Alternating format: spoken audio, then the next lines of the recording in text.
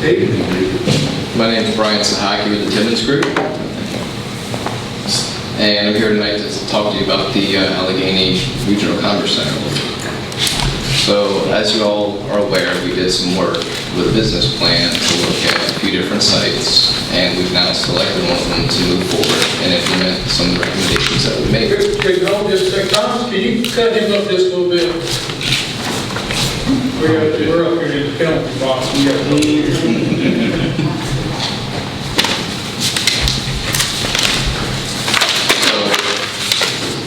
We're now talking about implementation of the recommendations that we made. So first, let's take a step back. Not sure if everybody's familiar with the recommendation that we made on the Allegheny Regional Commerce Center parcel. But what our market research showed us, what's best suited in the market today and what we're competing with are larger users like what you see on the screen, a large 750,000 square foot facility. So we've taken a look at the market, and we've targeted advanced manufacturing, logistics, and distribution, and food and beverage as potential market candidates. So currently, the site is a Tier 2 site, which, if you're not familiar, there's different tiers and levels of sites. Essentially, the higher the tier level, the less risk, the less hurdles to entry for an end user. Tier 1 being the lowest level, that's kind of just raw ground. No zoning for industrial commercial use. Tier 2 is kind of the next step up. Still typically not classified as zone for industrial, which this one is. So we're kind of teetering on the edge of 2 and 3. But what our goal is to keep escalating up to a Tier 3 and then a Tier 4, which is the work that we're currently pursuing, and Tier 5 being a permit in hand to start grading. So the goal of moving dirt on the site is to not just show progress, but to draw interest from the end users. And this is something that we've seen in our experience, that once you start moving dirt, you get a lot more interest. The reason for that is there's less risk perceived. The dirt's already moving, so what could be standing in the way? So that's our goal, is to get dirt moving, start grading the pad site out, get the interest, and move the ball forward on the site. But we don't want to do that necessarily, guns blazing, full speed ahead. We're doing it with some mindfulness to it, so that we're essentially going fishing, and we want to catch a big fish, but we're also not going to ignore all the other fish in the pond. So if we can't catch the big fish, we also want to have kind of a contingency strategy along the way. So that's what we've looked at. And that's what you see on the screen here. Where as we kind of work our phasing and process through this site moving dirt, we're working towards our end goal, but we've still got multiple contingency points to stop and market to different users. So we've got a broad range between 100,000 square feet all the way up to 750,000 square feet. Obviously, at the smaller range, it would be a compilation of multiple users. Our goal is to get the 750,000 square foot facility of some kind in our target market. That's the big fish, that's the goal. So that's what we're going to keep our eyes on. And just want to give you a high level tonight kind of on our thought process as we're moving through this plan. Right now we're about 20, maybe 30% of the way through putting the plan together. So we're looking at big ticket items, high level, getting an understanding of how do we want to phase the site, how much dirt are we moving, what are the obstacles in our way, and at the same time not getting the cart in front of the horse, so to speak. So we've got environmental work going on for wetlands, which we had done some previous work years ago. Unfortunately, wetland studies aren't good for perpetuity, they're good for about 5 years. So we're revisiting some of that work to reconfirm what we've seen. And we're also working on geotechnical borings to do some more investigation. So all these due diligence items that we're knocking off the list early is going to get us to the next tier, Tier 3, before we've even submitted a plan for review. So in this phase, we're kind of working our way. We relocated Timber Road, which is one big obstacle. We go back in the first phase. if I was an end user looking to build something on this site, that's going to be one of the first things that I see. Right in the middle of that pad site is that road going down the middle of it. So we're moving that at the start, doing it in a manner where we're going to do the majority of the work, 90-95% of the work, while maintaining that access, and whatever downtime, if any, there is minimized as we just make that final connection to the road. So removing encumbrances to that pad site and moving what dirt we need to make that happen in a sensible way. So phase 2 here is kind of the first big chunk of moving the dirt. And this is creating the largest pad site we can on the right side of the east side of that creek, while balancing the dirt. So we don't want to move it twice, we want to move it once. And what this represents so far is about 41% of the total volume of dirt moved. And we've got about half of our pad site. And the reason we're taking this approach is we know when we go to the Army Corps of Engineers for a permit to fill in that stream, we need to have a justification for it beyond we'd like to fill it in. And that is a letter of intent from an end user to justify it. And then we go through the process of permitting and any mitigation that's required for that. So we're working around the stream as much as possible, buying ourselves as much time as we can to get that big fish on the hook, so then we can pull the trigger on the final phase. So now this third phase, we've got a smaller crossing across the stream. It could be temporary, it could be permanent. And we've now graded out the left side of the stream, the west side of the creek. So this is kind of our furthest approach until we get that big fish. So if we get to this point and we're still not getting any nibbles, then we're going to look for potentially a grouping of smaller users, while we still, again, try to catch that big fish. So obviously the goal is we get to this phase, we already have them on the hook, and we just keep on rolling and moving the dirt. But what's also important to understand from this is we've got about 3/4 of the pad. We've moved about 64% of the dirt.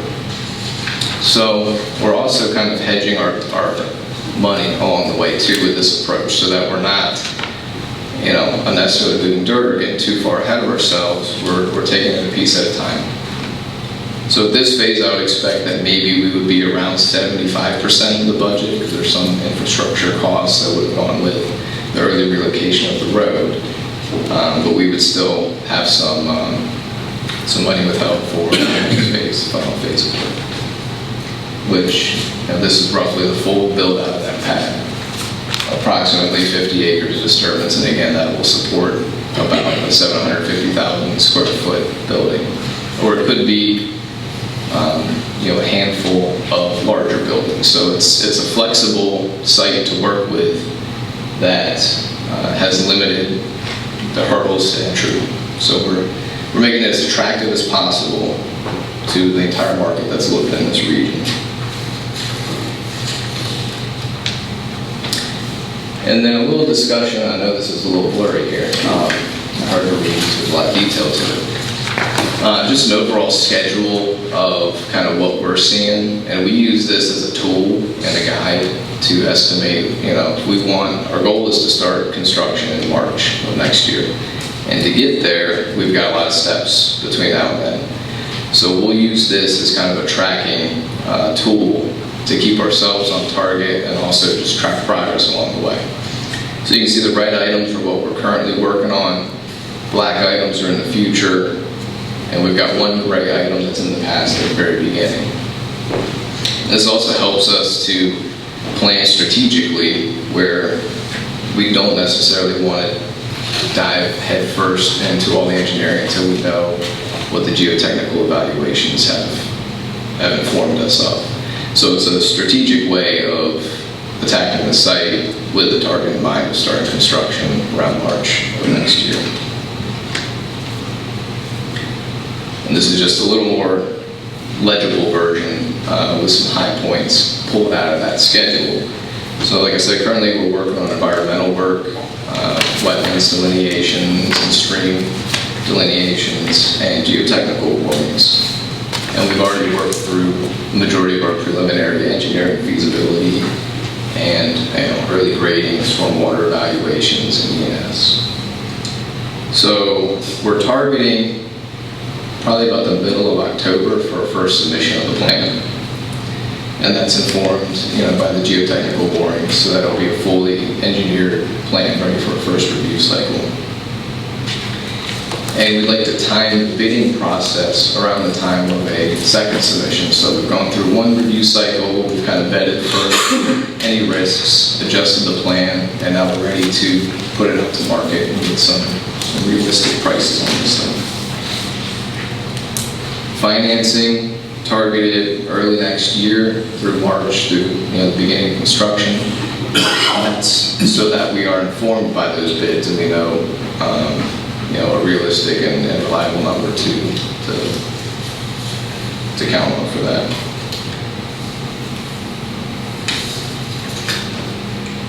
I think I covered the rest of those already.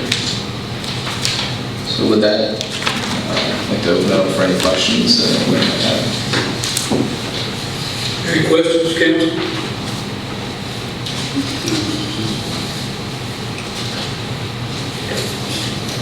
Thank you. Thank you. Thank you, Bryan. Yes, thank you.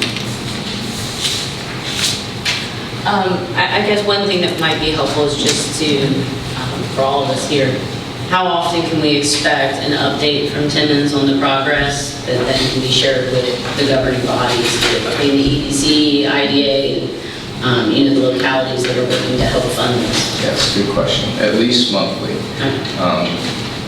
My goal is towards the end of each month to provide a status report, an updated schedule, kind of showing how those dates are tracking, what's been completed, what we're working on, to keep an open line of communication of where we're at, what we see as the next steps, and anything we need to talk about along the way.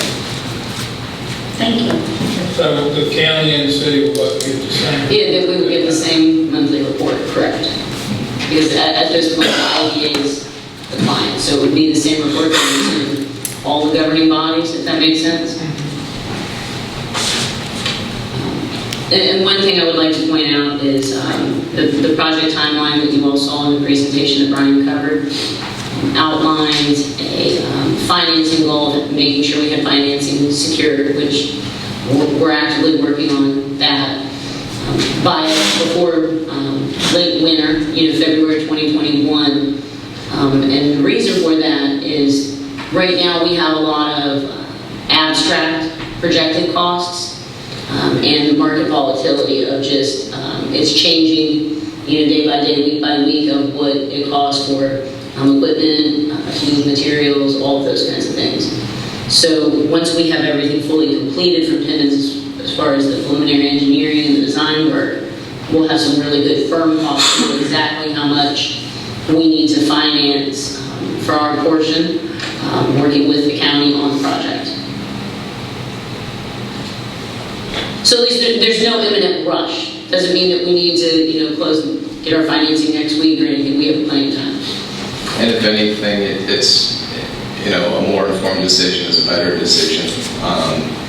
And something I haven't shared with you yet, Crystal, I was actually talking with Faulkner Construction earlier today to see if they'd be willing or interested to help with just rough order of magnitude costs early on. That was something that they were willing to entertain. So if that's something we can continue to discuss, if because they could put a rough number on where we're at right now. With moving all the cubic yards of earth, that would be great. Yeah. That would definitely help both localities. Okay. Well, yeah, I'll share the current plans with them and ask that they give us just some baseline to work on. Perfect. Thank you, Bryan. Sure. Safe travels.